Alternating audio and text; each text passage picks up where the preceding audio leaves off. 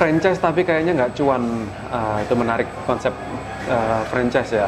Konsep franchise ini sebenarnya konsep mengembangkan usaha itu kan dari yang kita tahu ya. Pertama tentunya dengan modal sendiri kita kembangin, kita jalanin sendiri, speednya lebih lama. Yang kedua adalah franchise, yang ketiga adalah kerjasama dengan investor tapi kita operasional atau ada pihak ketiga yang melakukan operasional. Jadi sumber bahan bakunya dikontrol oleh operator. Nah kalau begitu operator menghandle bahan bakunya dengan konsep franchise itu kan berarti dia bisa ganti-ganti. Itu kelemahannya di franchise sebenarnya. Operator bisa ganti-ganti. Kita ada salah satu outlet di Batu yang kita sebenarnya model franchise tapi di tengah jalan karena kebebasan yang diberikan akhirnya bahan bakunya bisa diganti-ganti, jadi agak rumit di franchise. Franchise otomatis berkembang lebih cepat karena kita terima dana segar ya. Begitu misalnya ada yang satu membuka misalnya Amsterdam, misalnya kita fee-nya adalah 100 juta, itu otomatis kita dapat dana segar. Bayangin kalau misal kita ada 100 outlet kan berarti 100 kali 100 juta, itu udah monetisasinya lumayan enak.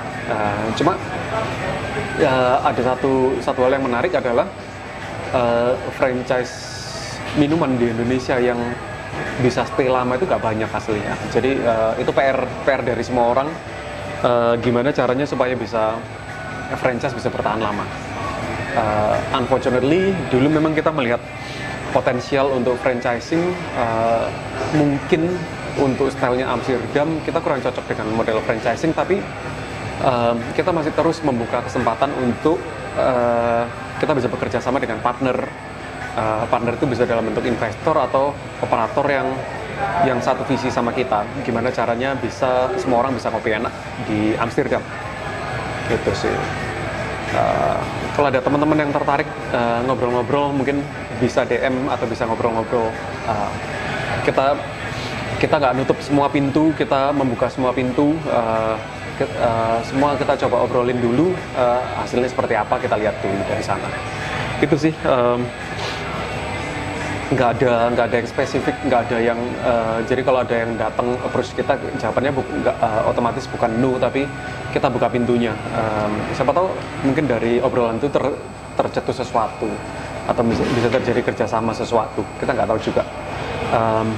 Kita give value untuk earn money. At the end of the day, bisnis adalah untuk profit, itu perlu diingat, tapi tetap value is number one untuk kita. Tren kopi 2022 sulit mungkin jatuhnya ke coffee mocktail ya kayaknya ya. Coffee mocktail mungkin ada tren-tren baru, mungkin es kopi susu udah mulai turun. Cuma perlu diingat konsep es kopi susu, ice latte, ice coffee itu kan sebenarnya udah lama ya. Bahkan pemain kopi besar seperti Starbucks itu mereka udah punya menu itu mungkin udah nggak tahu, mungkin dari awal tahun 90-an mungkin ya. Jadi sudah ada 30 tahunan produk-produk seperti itu dan survive. Mungkin yang teman-teman mungkin banyak lupa adalah tren iya, tapi basic kopinya mesti bener. Produk kopinya juga mesti bener. Fokus di kualitas. Bayangin kalau ada satu tempat yang secara desain estetika luar biasa, produknya luar biasa, otomatis customer juga tertarik untuk datang. Gitu. Itu sih bayanganku untuk 2022. Kita banyak mimpi untuk tahun 2022 ini. Tahun 2001 kita bermimpi untuk bisa melebarkan outlet Suhat. Sebenarnya mimpinya bukan untuk melebarkan outlet Suhat sih, tapi mimpinya adalah memiliki office space yang lebih besar. Kita punya